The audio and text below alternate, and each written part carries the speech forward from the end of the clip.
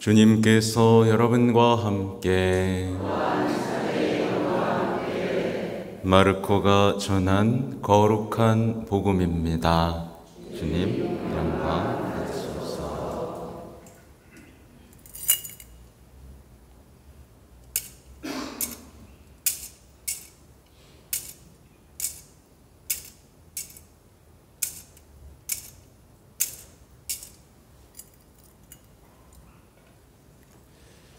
그때 예루살렘에서 온 바리사이들과 율법학자 몇 사람이 예수님께 몰려왔다가 그분의 제자 몇 사람이 더러운 손으로 곧 씻지 않은 손으로 음식을 먹는 것을 보았다. 본디 이 바리사이뿐만 아니라 모든 유다인은 조상들의 전통을 지켜 한 움큼의 물로 손을 씻지 않고서는 음식을 먹지 않으며 장터에서 돌아온 뒤에 몸을 씻지 않고서는 음식을 먹지 않는다. 이 밖에도 지켜야 할 관습이 많은데 잔이나 단지나 녹그릇이나 침상을 씻는 일들이다. 그래서 바리사이들과 율법학자들이 예수님께 물었다. 어째서 선생님의 제자들은 조상들의 전통을 따르지 않고 더러운 손으로 음식을 먹습니까? 예수님께서 그들에게 이르셨다. 이사야가 너희 위선자들을 두고 옳게 예언하였다. 성경에 이렇게 기록되어 있다. 이 백성이 입술로는 나를 공경하지만 그 마음은 내게서 멀리 떠나 있다. 그들은 사람의 규정을 교리로 가르치며 나를 헛되이 섬긴다. 너희는 하느님의 계명을 버리고 사람의 전통을 지키는 것이다. 그러고 나서 예수님께서는 다시 군중을 가까이 불러 그들에게 말씀하셨다. 너희는 모두 내 말을 듣고 깨달아라. 사람 밖에서 몸 안으로 들어가 그를 더럽힐 수 있는 것은 하나도 없다. 오히려 사람에게서 나오는 것이 그를 더럽힌다. 안에서 곧 사람의 마음에서 나쁜 생각들, 불륜, 도둑질, 살인, 간음, 탐욕, 악의, 사기, 방탕, 시기, 중상, 교만, 어리석음이 나온다. 이런 악한 것들이 모두 안에서 나와 사람을 더럽힌다. 주님의 말씀입니다.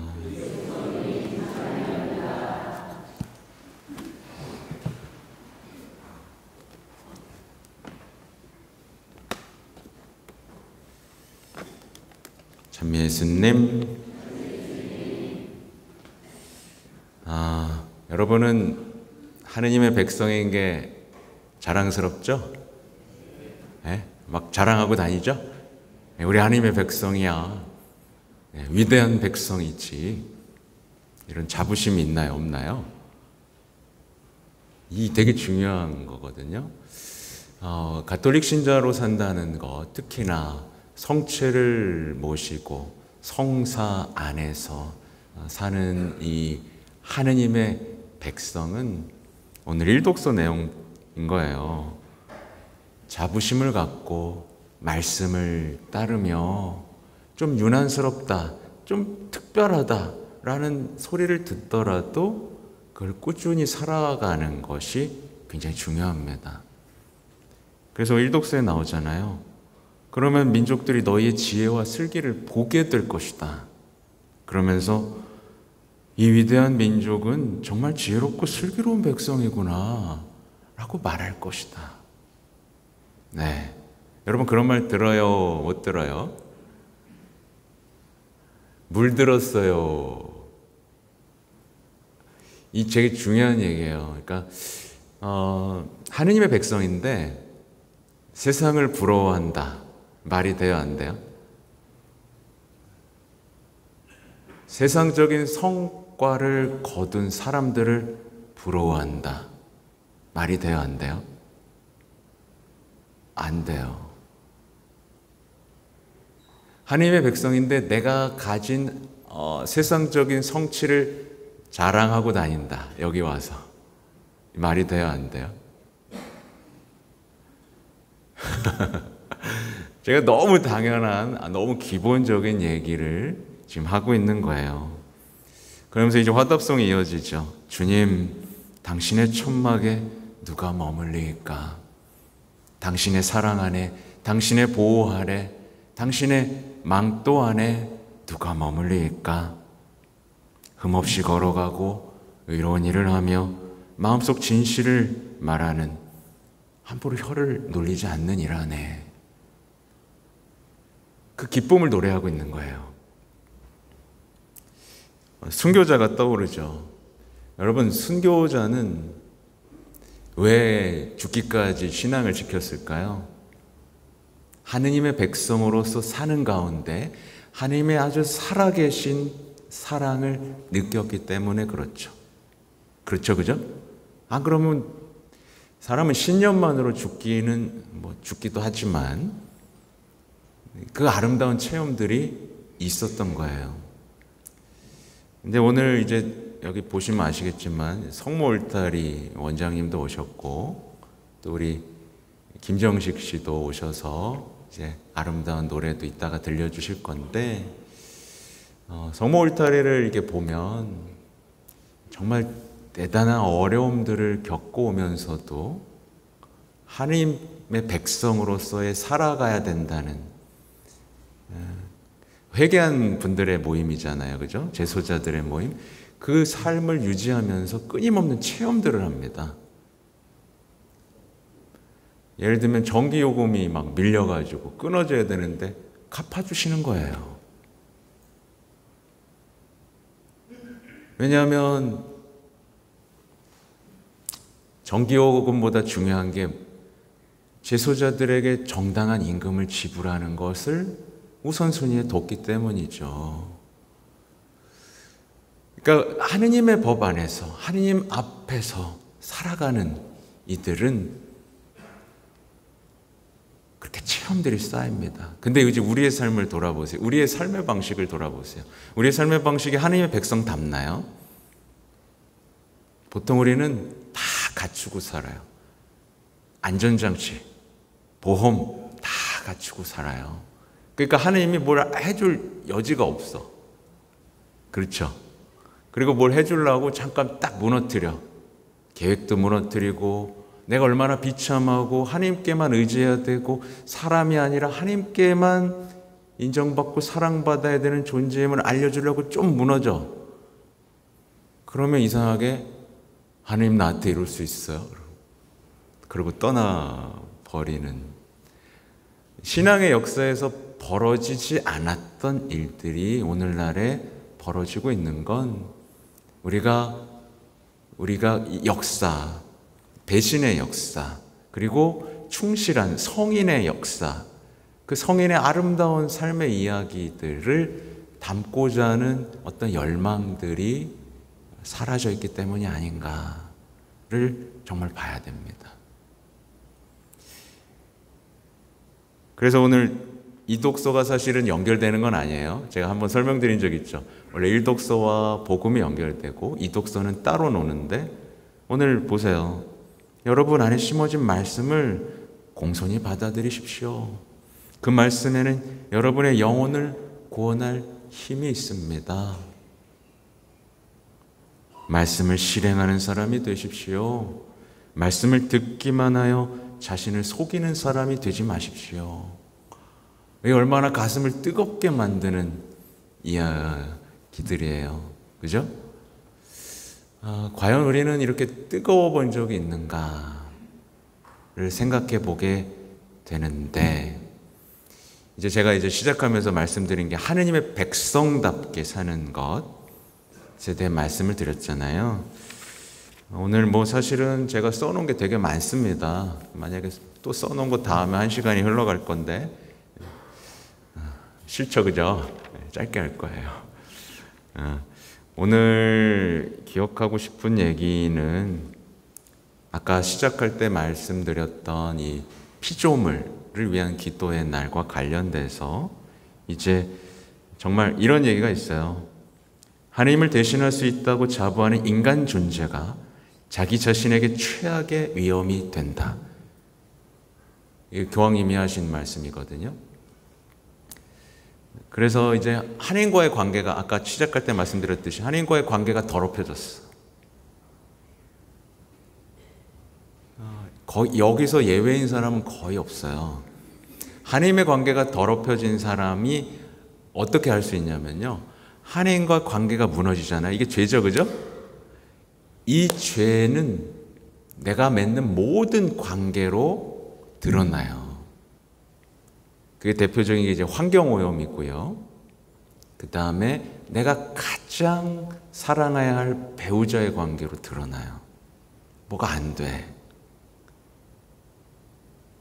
자녀, 이웃, 형제, 이게 다 드러나요.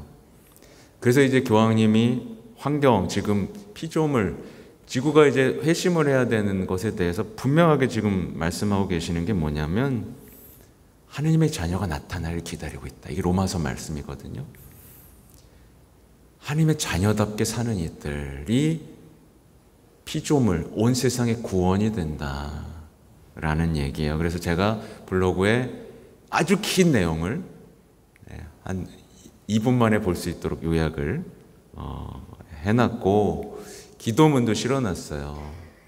그래서 여러분 신앙생활 요즘에 잘하고 계세요? 신앙생활 아직도 어렵고 난 몇 년 했는데 좀 제자리인 것 같고 뭐가 좀 답답하다.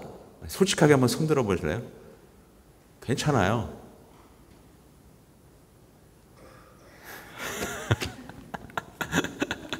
그럼 난 너무 행복하다. 막 나 신앙생활 할 때 나 여기 맨날 주일이 기다려지고 맨날 그렇다.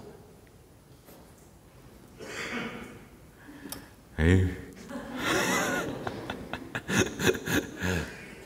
그 기도문에 여러분 이거 꼭 기억하세요. 이거 지금은 못 알아들을 수 있는데 정말 중요한 게 뭐냐면 사실 오늘 피조물 기도의 날이어서 권장하는 거 이제 밖에서 미사드리라고 해요. 아름다운 자연 속에서. 근데 내가 하느님을 지금 찬미할 수 있는 영혼인가를 첫 번째로 돌아보세요.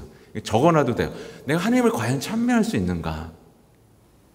이 하늘을 주신 하느님, 내게 생명을 주신, 나에게 아름다운 삶을 주신, 내가 거룩해질 수 있는 기회를 주신 하느님 찬미 받으소서라고 할 수 있는가?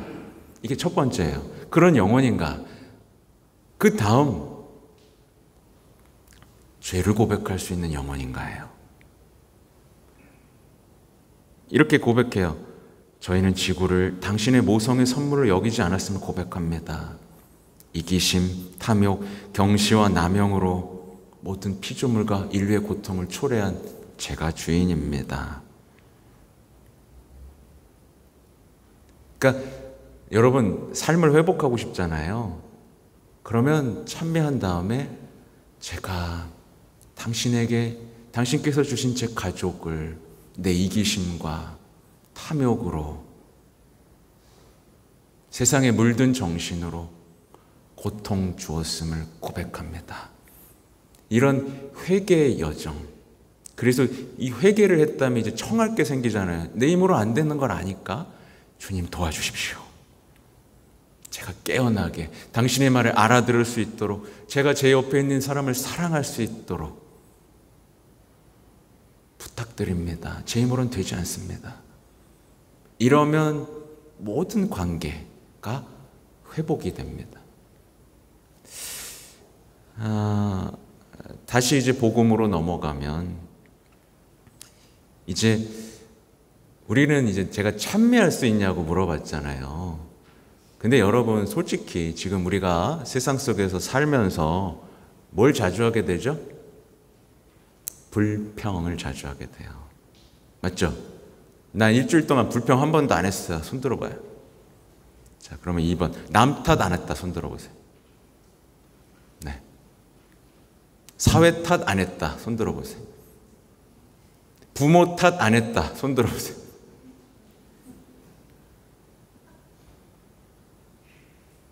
험담 안 했다. 손 들어보세요. 네. 다 끝나고 고해소로 오세요.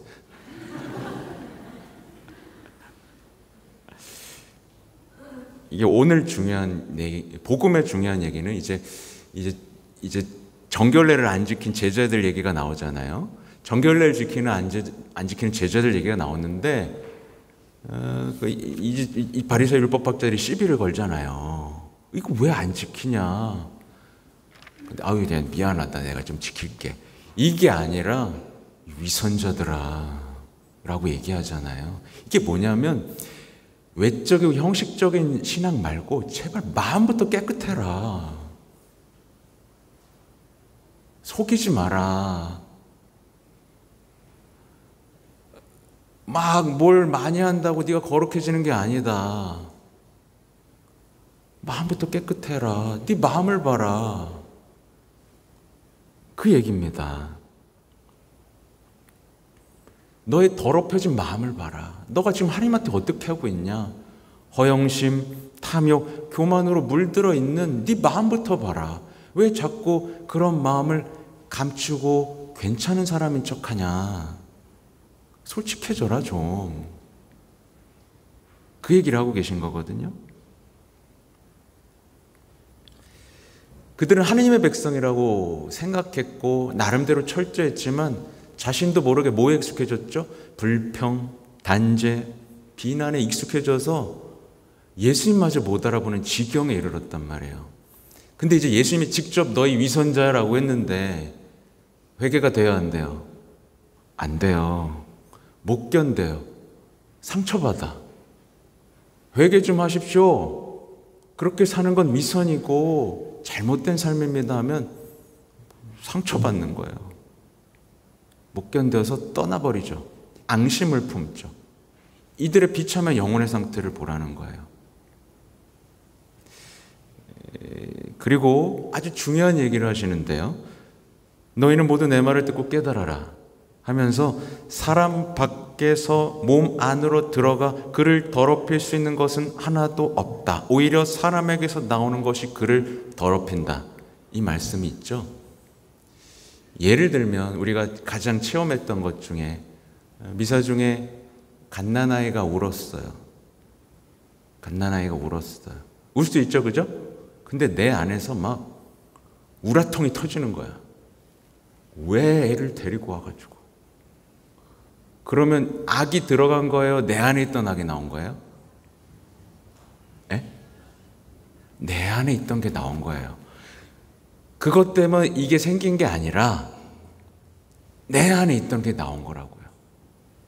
그 예수님 말씀이잖아요. 그 무엇도 너희 더럽힐 수 없다. 사람의 마음에서 이런 악한 것들이 모두 안에서 나와 사람을 더럽힌다. 이거 진짜 제대로 알아들어야 되는데요. 이게 지금 우리 사회가 지금 경험하고 있는 세상인데 지금 우리 사회에서 아주 익숙해져 버린 죄들이 있어요. 불평, 남탓, 험담, 더 나아가 분노, 그리고 원한, 그리고 슬픔, 절망. 이게 끊임없이 이어지는 고리가 있죠. 그죠? 그만해라 이겁니다. 너 안부터 깨끗이 해라. 이 얘기를 하시는 거예요. 그래서 교황님은 이런 얘기를 하세요. 우리는 항상 문제가 항상 외부에서 오는 것처럼 보인다. 그리고 그것을 탓하느냐고 시간을 보낸다. 근데 그러는 건 시간 낭비다. 그렇게 불평하는 동안 하느님이 우리 마음속에서 멀어진다. 그렇게 하는 동안 복음서에 나오는 불평하고 화내고 논쟁을 일삼고 예수님을 받아들이지 않는 사람이 되어간다. 제 얘기가 아니에요. 불평하면서 참된 신앙인이 될 수는 없다. 불평은 독을 퍼뜨리고 여러분을 분노, 원한, 슬픔으로 이끈다. 마음의 불평은 하나님으로 향하는 마음을 닫아건다. 그래서 다른 얘기에서 불평은 갈망을 지워버린다는 얘기를 해요. 그래서 불평하는 사람은 꿈이 없어져요. 분노하는데 시간을 다 보내고 어떤 내 미래에 대한 꿈을 꾸지 않아요. 하늘나라를 꿈꾸지도 않고 행복한 삶을 꿈꾸지도 않아요. 그냥 불평만 해요. 슬픔에 빠져요.